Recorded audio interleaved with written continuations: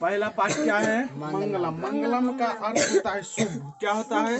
शुभ मतलब क्या होता है? अच्छा। शुभ मतलब अच्छा दिन। न सही बोला तुम, बात को पकड़ता है। मंगलम का अर्थ होता है शुभ। शुभ मतलब अच्छा दिन। हाँ सही बोला। अच्छा, ये किताब का क्या नाम है पीयूष में? क्या नाम है किताब का? क्या नाम मानो? नहीं, किताब है इसका हम लगाएंगे पीयूषम बोलते हैं इसको। पीयूषम क्या बोलते हैं? पीयूषम। इसका अर्थ क्या होता है? अमृत। इसका अर्थ क्या होता है? अमृत। अमृत अमृत मतलब जानबे न करता है, जो अब पी लेता है तो सब दिन जीले रहता है ना, अमर हो जाता है। अमर कहाँ से, अमृत कहाँ से निकलता है? तो समुद्र के अंदर से निकला था ना।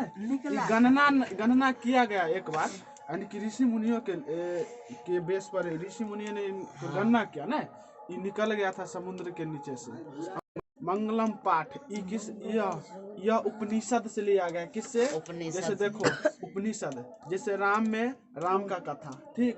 अच्छा, गीता में कृष्ण के कथा है ना, इसीलिए यह उपनिषद में पाठ के नाम बोले रामे के कथा है। राम कथा में रामे में न होगा, यानी कि रामायण में। और गीता में कृष्ण के कथा है। और इसलिए उपनिषद में किसका कथा है? परमात्मा और आत्मा के होता है उपनिषद में कथा। उपनिषद से इसमें हम क्या क्या चीज के बारे में जानेंगे? परमात्मा और आत्मा कैसे होता है, कहाँ रहता है, इसके लिए आदमी क्या करता है, इसके लिए वैज्ञानिक यानी कि ज्ञान लोग यानी कि भगवान लोग क्या क्या किए हैं, नहीं इसके ही बारे में जानेंगे। किसके बारे में बिट्टू जानेंगे रे? परमात्मा और आत्मा के बारे में। इस अध्याय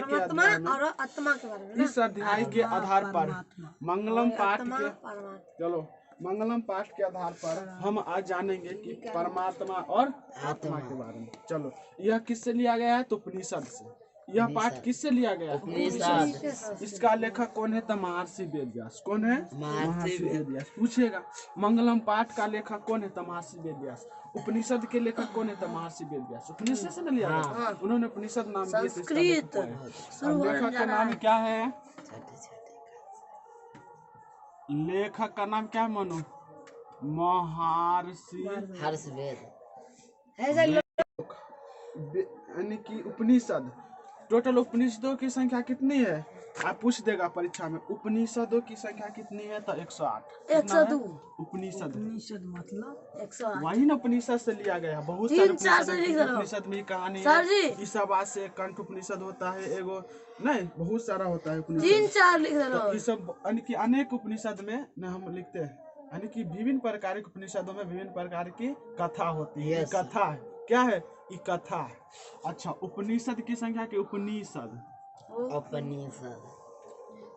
की संख्या कितनी है? 34 लागे नहीं, उपनिषद की संख्या 108। पूछ देता है परीक्षा में, एक नंबरिया क्वेश्चन में जरूर पूछा था उपनिषद की। हाँ पूछा था ना। इसकी संख्या कितनी है?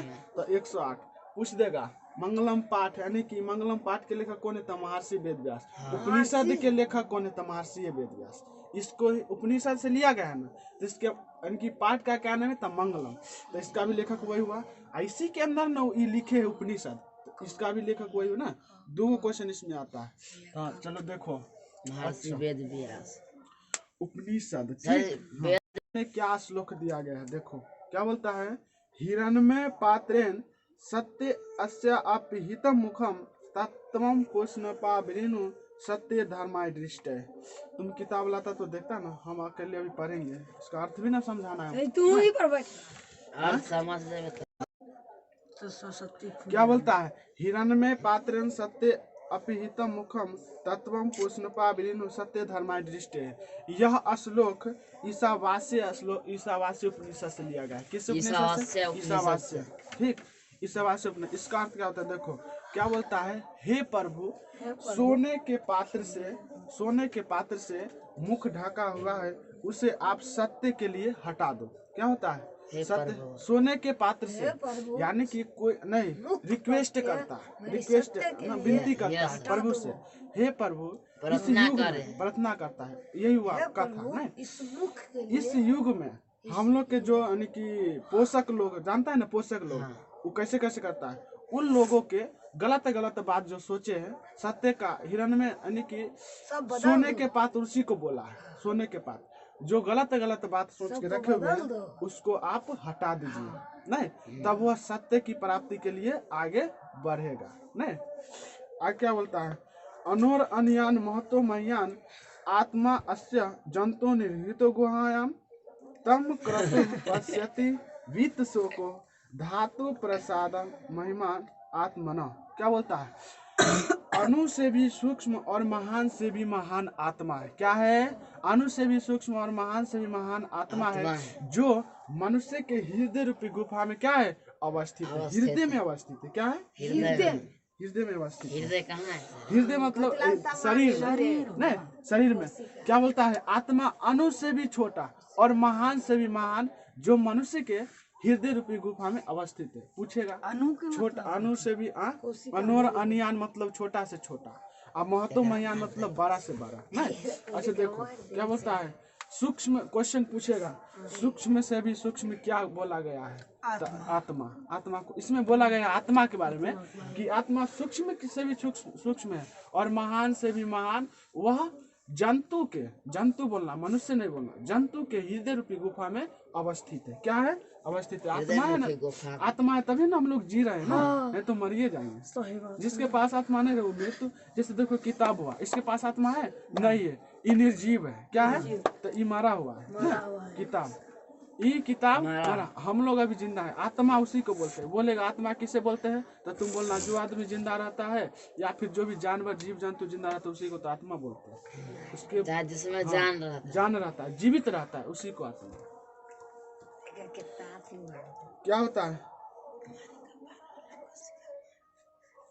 दुगला हो रहा। हाँ, एक कपार में कोशिका कहाँ से तेरे जांघा पर दुगला में तनको नहीं सहे। हाँ अच्छा अच्छा, हम दूसरा श्लोक बोले अनोर अनियान। यह कंठो उपनिषद से लिया गया। किस उपनिषद से, अनोर अनियान वाला भी श्लोक बोले ना, इससे पहले वो और बोले थे, वह बोले थे ईशावास्य उपनिषद। और इधर देखो सुनो, दूसरा का श्लोक बोले है वो कंठो उपनिषद से लिया गया है। ठीक, कंठो उपनिषद। सत्यमेव जयते नानृतम सत्येन पंथा विततो देवायाम येना करंत वृत्ति अस्यो हाप्त कामा। क्या बोलता है, और यत्र ततः सत्यस्य परम निधानम।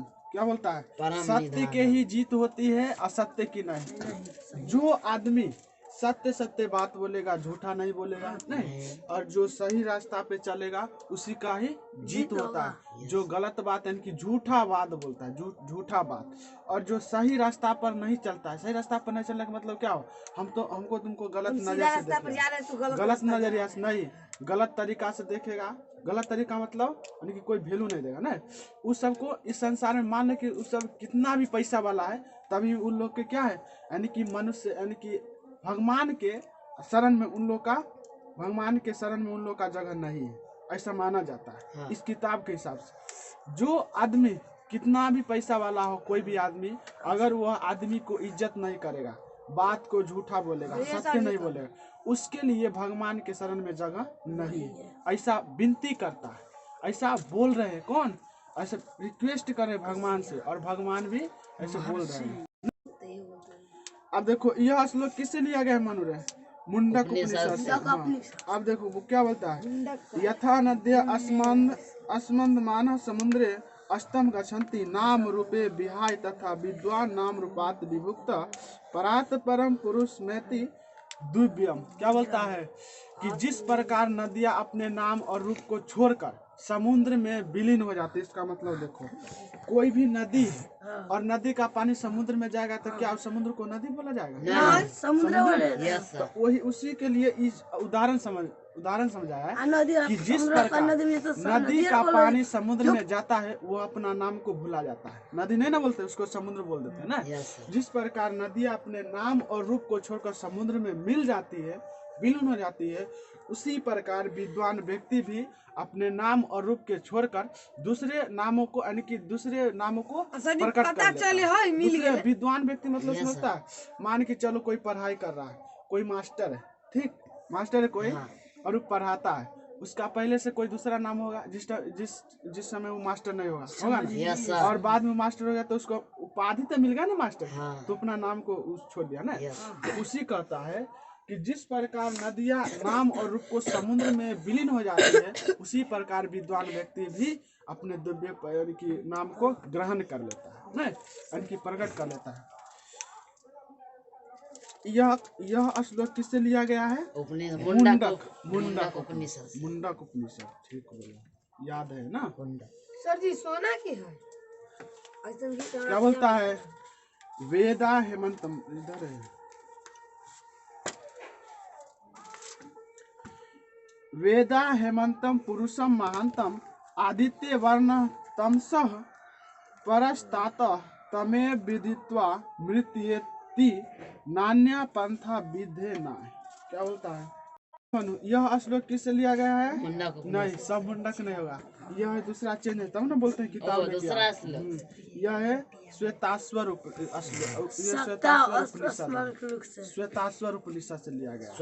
श्वेताश्वर सब लिखवाएंगे बाद में, क्वेश्चन पूछ देता है, कोई श्लोक लिख देगा इसमें से कोई, आप पूछ देगा यह किस उपनिषद से लिया गया है। तो उपनिषद का नाम रहेगा 5 गो इसमें है ना श्लोक, तो 4 गो के देल रहेगा, तुमको मालूम है तो उसमें छांट देना है ना। अच्छा,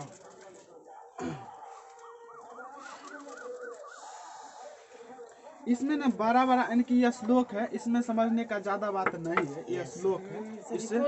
और क्या बोलता है इस श्लोक के आधार पर? क्या बोलता है?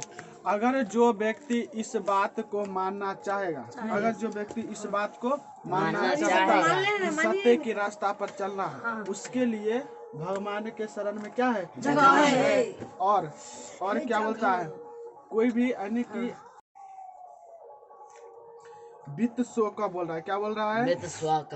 वित्त सो को, यानी कि वित्त सो का के मतलब जानता है? जो यानी कि जिसको ये दुनिया से मतलब नहीं, यानी कि दुनिया के आदमी से मतलब नहीं है, उन्होंने क्या बोल रहा है? उन्हीं के बारे में भगवान बोल रहे हैं। दुनिया के आदमी के यानी कि बारे में उसको मतलब नहीं, मतलब जानता है ना, यानी कि उसको रुपया पैसा से यानी कि आदमी से मतलब नहीं है कि वो क्या करेगा।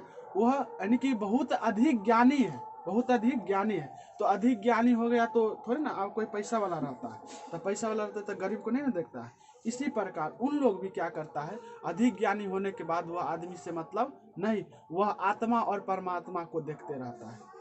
आत्मा और परमात्मा के बारे में वह जानकारी लेते रहे, यानी कि भगवान के शरण में, भगवान के यानी कि उसके बारे में जानकारी लेने के लिए वह अलग जाके रहते हैं, टोला से अलग, अपने गांव से अलग रहेगा। वित्त शोक आदमी का मतलब विश्व यानी कि जो बहुत अधिक ज्ञानी है, वह इस समय रुचि नहीं लगता है कि तुम क्या कर रहा है, तुम क्या खा रहा है, तुम कितना पढ़ रहा है, हमको टोला में सब करना है, उस सब इसमें नहीं रुचि रखता है। यानी कि रुचि का मतलब क्या हुआ?